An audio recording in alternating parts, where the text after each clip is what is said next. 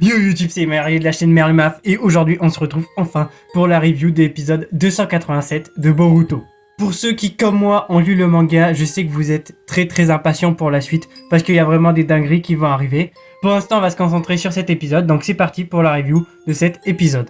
L'épisode commence entre une discussion avec Code et Ishiki. Comme on le savait déjà, Code possède un kama blanc, mais ce kama ne peut pas contenir l'âme des Otsutsuki. Alors qu'est-ce que ce kama contient? C'est très simple, il contient juste la puissance. Ce qui fait que Code obtient la puissance des Otsutsuki, donc il a l'avantage du kama, mais il n'a pas d'inconvénient parce que l'Otsutsuki ne peut pas se réincarner en lui, ce kama ne contient que la puissance. Ishiki lui demande de perpétuer la volonté des Otsutsuki, et pour ça il va devoir donner Boruto ou Kawaki à Jubi. Jubi se transformera en arbre divin. À ce moment-là, Code pourra bouffer le fruit et aller sur une autre planète et répéter ça à l'infini. Alors ça on le sait, c'est exactement ce que font tous les Otsutsuki. Bref, avant que Ishiki disparaisse, Code lui promet d'accomplir cette volonté. On passe à l'opening et après l'opening, on voit Code qui est dans un pays un petit peu gelé. Au même moment, Shikamaru remarque des griffes au bord du village. Il appelle donc Kawaki qui confirme que c'est bien des griffes de Code. Et à quoi servent ces griffes? C'est tout simple, elles servent à se téléporter n'importe où. Donc à chaque fois que Code a des griffes quelque part, et il peut se téléporter à cet endroit. Pendant ce temps, Code arrive devant un repère qui fait partie des repères de Boro. Il va y retrouver plusieurs gardes, mais Code n'aura bien sûr aucun mal à les maîtriser. On va pouvoir avoir une petite démonstration de ses pouvoirs entre la vitesse qu'il a, la téléportation qu'il peut faire, bien évidemment sa puissance physique, etc. Au même moment, Kawaki revient voir Boruto pour lui expliquer qu'ils ont trouvé des marques de griffes au bord du village. Kawaki explique vite fait à Boruto qui est Code et il nous dit que Code est plus puissant dans sa forme de base que Jigen. Mais heureusement pour nous, Code s'est fait installer un limiteur de puissance pour une seule bonne raison, c'est parce qu'il ne voulait pas faire de l'ombre à Jigen, ce qui fait que le Code actuel est moins puissant que Jigen, mais si Code réussit à enlever son limiteur, il deviendra plus puissant que Jigen. C'est pour cela que Amado a été placé sous forte surveillance. Car Amado le dit lui-même, si Code le chope, il désactivera tout simplement le limiteur parce qu'il n'a pas envie de mourir. Bref, on continue un petit peu sur le combat de Code et des gardes, et là, il y a tout simplement un garde un petit peu plus puissant que les autres, qui commence à se doper pour essayer de rivaliser avec Code. Alors bien sûr, Code joue avec lui, il fait qu'esquiver ses coups, etc.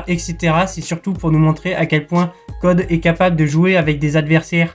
Peu importe la puissance qu'ils ont, peu importe les moyens qu'ils utilisent, Code sera toujours supérieur. Code réussit à se débarrasser de tous les gardes et là il rentre dans le repère de Boro. On repasse à la discussion de Boruto et Kawaki. En même temps en fond se joue l'ending, ce qui fait que dans cet épisode il n'y a pas l'ending normal. Bref, donc qu'est-ce qui se dit? C'est très simple, Kawaki a une idée. Il va demander à Boruto s'il accepterait d'implanter son kama à Code. Oui, Boruto possède les pouvoirs des Otsutsuki, donc il peut faire exactement la même chose que Code est compatible au kama puisqu'il a un kama blanc. Ce serait en fait une solution pour Boruto d'imposer son kama sur Code. Ceci dit, Boruto va refuser pour une simple et bonne raison. Il n'a pas envie que quelqu'un se sacrifie pour lui, même si ce quelqu'un c'est Code. Le problème, c'est que l'idée de Kawaki était bonne, c'est que effectivement, si Boruto pose son kama sur Code, ça voudrait dire que Code finirait par disparaître pour que ce soit Boruto qui renaisse en lui. Donc Boruto propose une alternative.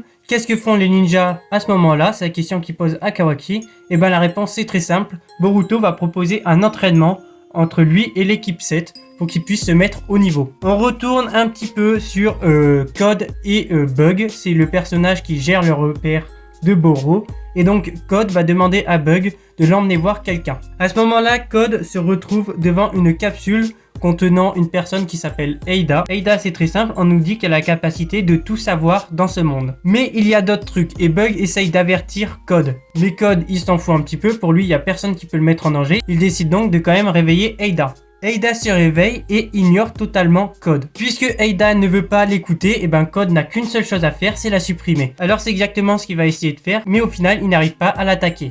Et c'est comme ça que finit l'épisode. Il y a la preview pour le prochain épisode, et donc il y a pas mal de réponses qui resteront d'être apportées dans le futur. On va détailler point par point ce qui est bien dans l'épisode, ce qui est moins bien, et déjà on va commencer par le petit point négatif, c'est tout simplement l'animation. Les mouvements en eux-mêmes ne sont pas incroyables, il n'y a pas de gros moments du genre pendant le combat, ça bouge pas très bien, ça bouge assez pour éviter que ça nous dérange, mais c'est pas une masterclass. Ceci dit, même si l'animation n'est pas toujours soignée, eh ben il y a un truc qui est soigné là par contre dans cet épisode, c'est tout simplement les chara-design. Et vous avez remarqué peut-être qu'ils ont changé les chara-design de Boruto et de Code. Ils ont remis à Boruto sa tenue du manga. Alors c'était la tenue aussi qu'il avait dans les tout premiers épisodes, mais ils l'ont supprimée.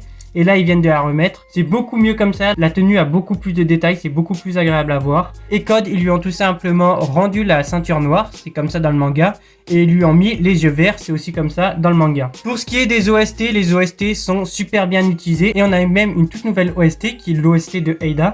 Et qui apparaît spécialement pour sa première apparition. Le plus gros point fort de cet épisode, c'est bien évidemment sa réalisation. La réalisation de cet épisode est vraiment très très bonne. C'est du haut niveau. C'est quasiment un sans faute. Tous les plans sont extrêmement bien pensés. Alors malheureusement, l'animation n'a pas pu lui rendre justice à chaque fois, tout le temps. Mais le storyboard et la réalisation sont excellents. Bref, n'hésitez pas à me dire ce que vous avez pensé de cet épisode dans les commentaires. Personnellement, je suis très très hypé et très content du retour de Boruto.